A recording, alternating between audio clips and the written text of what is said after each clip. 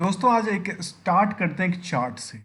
इस चार्ट से क्यों स्टार्ट करें उसके पीछे कुछ कारण हैं। क्योंकि एक स्टॉक है जिसपे हमने शायद 19 जून के आसपास की स्टडी किया था।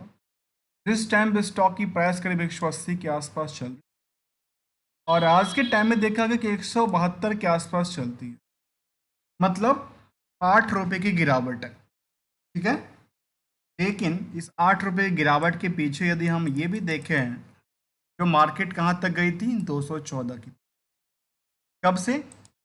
19 जून के बाद 9 जुलाई को मार्केट ने हायर टू हायर को।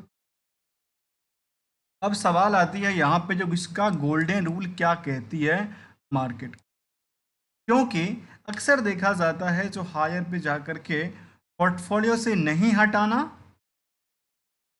धैर्य से बैठे रहना, कई बार नुकसान भी हो जाती है। और वही आंकड़ा यहाँ पे हमारे सामने दिख रही है। जो मार्केट की ट्रेंडिंग व्यू देखा जाए तो उस टाइम पे मार्केट में क्या थी, एक लगातार वॉल्यूम चल रही थी। दिन बाय दिन के हिसाब से वॉल्यूम इंटरेस्ट बनी हुई थी। धीरे धीरे क्या हुआ, इंटरेस्ट खत्म हो गई मार्केट से। और धीरे धीरे मार्केट क्या होगी, एक सस्टेनेबिलिटी सेम प्राइस के आसपास और near about the same price zone में ट्रेडिंग करना स्टार्ट कर दी।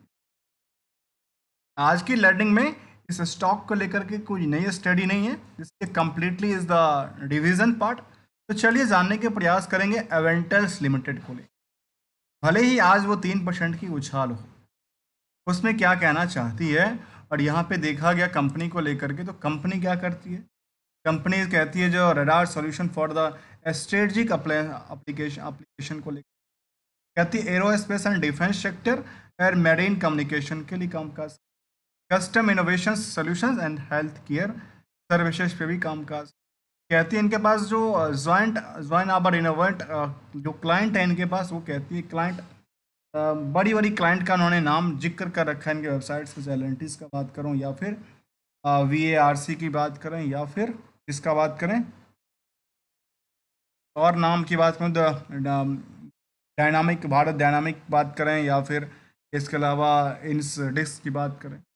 इन सभी कंपनियों की लिस्ट कहती है जो हम IRCT और इन सभी कंपनियों को हमारी सर्विस देती है, किसको लेकर के, टेक्नोलॉजी के सेक्टर की, जहाँ पे हम एरोस्पेस से लेकर के और IRCT हैं। तो चलिए जानने के प्रयास करेंगे। पिछले 1 सालों में कंपनी 142% की जंप दिया है। पिछले 6 महीने से लगातार कंसोलिडेट होती नजर आ रही है।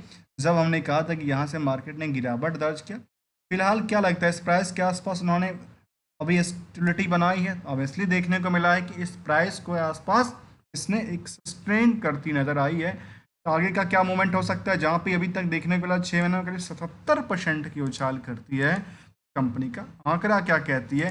चलिए जानने के प्रयास करते हैं। बुक वैल्यू केवल 7 रुपये का, इंट्रिंसिक वैल्यू काफ़ी तगड़ा करीब 70 के आसपास पहुंचा है। जो भीड़ का आंकड़ा आंकड़ा कहता है नियर अबाउट द जो सेक्टर की कंपनियां हैं वहाँ पे 70 का है, तो इनके पास उससे ज़्यादा 10%। अब जब 10% हायर, क्या ओवर वैल्यूड स्टॉक की कैटेगरी तो नहीं, कि हायर टू हायर 224 तक को टच किया था और लोअर 72 तक गया। और जहाँ पे हमने देखा कि हमारे पास करीब करीब जो 180 से चलने वाली स्टॉक 224 पहुँच जाती है, तो सोचने वाली बात है। जो करीब करीब 18 से 20%, 20-22% के आसपास की जंप, 25% के आसपास जंप मान ले। और यहाँ कहती है ROC करीब 47, ROE की बात करीब 39 के आसपास, EPS की बात में 2 रुपये 25 पैसा।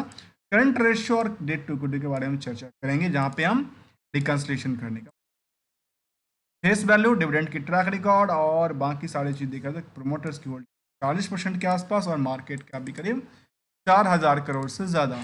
कंपनी के बारे में देखते हैं तो कहते हैं engage in the business of the designing, developing and the maintaining wireless and satellite communication, defence electronics, radar systems and the development network को लेकर कंपनी का कामकाज है, जिसका नाम है एवेंटल्स लिमिटेड। आखिर इसके बारे में क्या कहती है इसकी फंडामेंटल की स्ट्रेटजी, तो चलिए जानने के प्रयास करते हैं और यहाँ पे देखा गया कंपनी को लेकर के, यदि हम क्वार्टर ऑन क्वार्टर बेसिस पे चर्चा करें, हमारे सामने ये निकल के आती है कि यहाँ से लेकर के यहाँ तक एक गिरावट तो रही है, लेकिन कई दफ़ा इसमें थोड़ा सा गिरावट के साथ साथ थोड़ा सा उछाल ही बनी है comparison with the year of quarter on quarter basis, जहाँ पे 24% की गिरावट के साथ रिवेन्यू में इबीटा भी करीब करीब 7% की गिरावट दर्ज कर। इसके अलावा एनुअली डेटा की तरफ चले तो एनुअली डेटा में क्या निकल के आती है, भले क्वार्टर ऑन क्वार्टर डेटा गिरावट का था, लेकिन एनुअली डेटा एक अच्छी पोटेंशियल के साथ करीब 45% के उछाल के साथ कामकाज किया है 2000 यहाँ से लेकर यहाँ तक, जबकि ईबीटा भी करीब 74% के उछाल के साथ कामकाज करती नजर आती है। तो दोस्तों ये जो समरी डेटा है, समरी डेटा के पीछे हम एक एक एस्पेक्ट को समझने की प्रयास करते हैं। यहाँ पे हमने ट्रेंडिंग व्यू की तरफ देखा, हमारे सामने दिखा कि इसका क्वार्टर ऑन क्वार्टर बेसिस तो गिरावट था, लेकिन ईयर ऑन ईयर बेसिस पे जो जंप का सिलसिला है सेल्स का, वो लगातार इंक्रीज करती नजर आती है। और यहाँ भी लगातार आप देख सकते हैं कंपेरिजन, यहाँ से यहाँ गिरावट थी, लेकिन इससे पहले यहाँ पे उछाल देखने को बनी थी। प्रॉफिट साइड में देखा है तो प्रॉफिट के बारे में कहते हैं कि हायर टू हायर पे कंपनी का कामकाज रहा, लेकिन जून वाले में थोड़ा सा पिटा हुआ नजर आया, जो 16 करोड़ तक का बुक किया था सितंबर 23 और दिसंबर 23। इतना प्रॉफिट इन्होंने कभी नहीं बुक किया। सेकंड लार्जेस्ट प्रॉफिट करीब 12 करोड़ का उन्होंने बुक किया था क्वार्टर बेसिस पे। ऐसे ईयर ऑन ईयर बेसिस पे यदि चर्चा करें तो कंपनी का करीब करीब 224 करोड़ का सेल्स के बेसिस पे करीब 53 करोड़ का प्रॉफिट बुक करती है, और अदर सोर्स हाथ में कुछ भी नहीं है। मतलब यहाँ पे देखा है इनके अकॉर्डिंग आप देखें, शायद नेट प्रॉफिट मार्जिन शायद कितनी बड़ी तगड़ी है, इस पे भी हम डिटेल्ड एनालिसिस करने वाले हैं। चलिए एक पार्ट को और समझने के प्रयास करेंगे, जहाँ पे हम बैलेंस शीट फिगर की तरफ देख रहे थे, वहाँ पे हमारे सामने कुछ दिखता है। ऑब्वियसली दिखता है कि टाइम टू टाइम, चाहे हम पिछले साल की डेटा के तरफ कंपेयर करें या लगातार ट्रेंडिंग की व्यू की तरफ, तो ट्रेंडिंग कहता है कि higher to higher, higher to higher को क्या कर रही है, टच करके निकल जा रही है। ये क्या है, कैश और शॉर्ट टर्म में कितना होती है जंप, जबकि अच्छी बात ये कहती है कि टोटल एसेट्स पार्ट था वो यदि 44% बढ़ती है तो लायबिलिटी केवल 23% के आसपास है। तो ये कहता है कि इनका स्ट्रॉन्ग पोजीशन की, जहाँ पे हम ये भी बातों को जरा देख लें, क्या केवल और केवल एक दो पीरियड का ऐसा हाल था या कुछ और ही। यहाँ पे लगातार इन्होंने क्या क्या कैपिटल को इंक्लूड किया है, इंक्रीज किया है, ये कह सकते हैं। अब यहाँ पे बोरोइंग्स को लेकर के उन्होंने क्या किया, रिड्यूस किया है।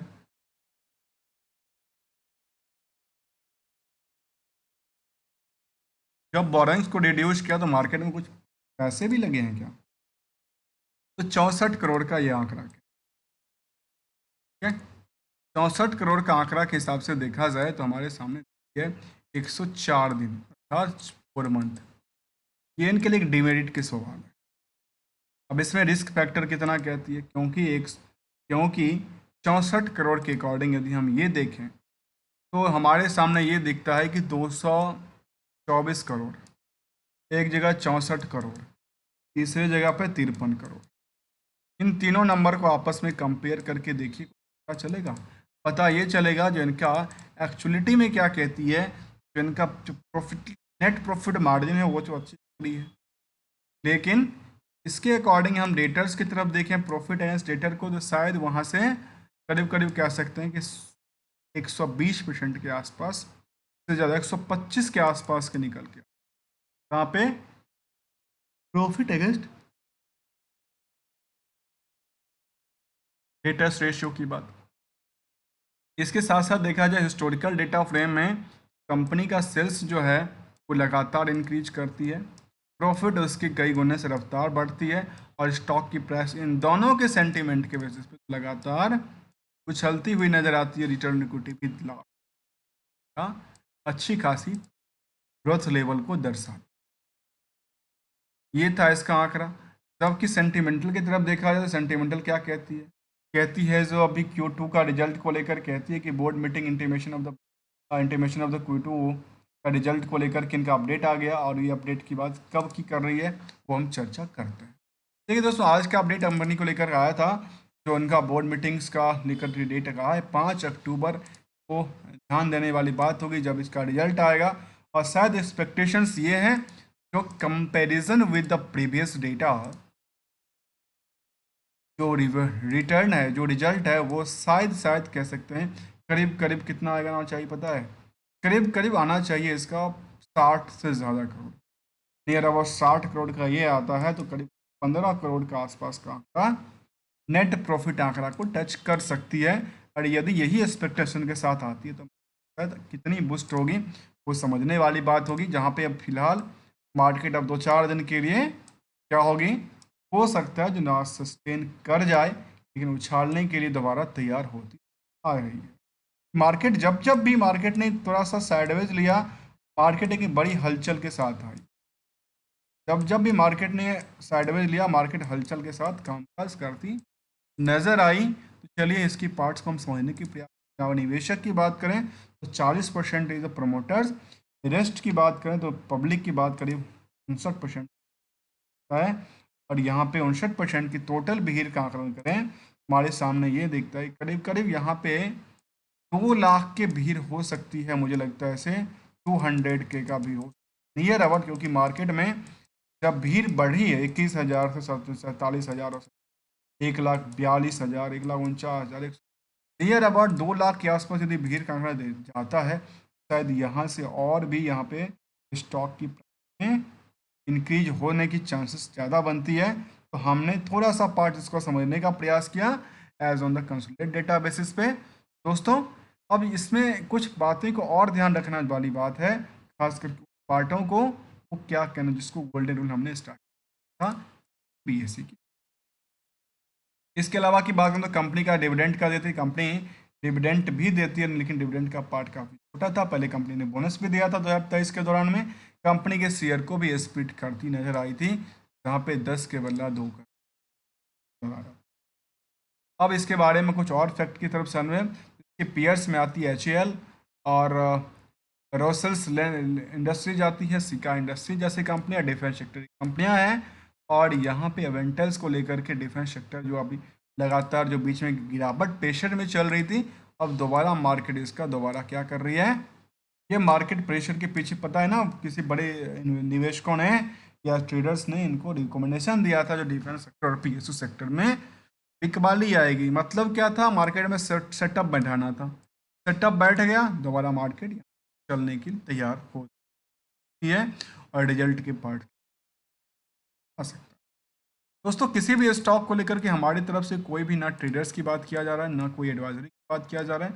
ओनली एज ए लर्नर मैं मार्केट में लर्नर हूँ, और यदि हमारी लर्निंग्स पॉइंट ऑफ व्यू से हमारी अच्छी लगी पॉइंट कुछ, आप मुझे चैनल को सब्सक्राइब, वीडियो को लाइक कर सकते हैं, और बेटर लर्निंग अवेयरनेस एजुकेशन के लिए सपोर्ट भी कर सकते हैं ज्वाइन बटन को क्लिक करते हुए।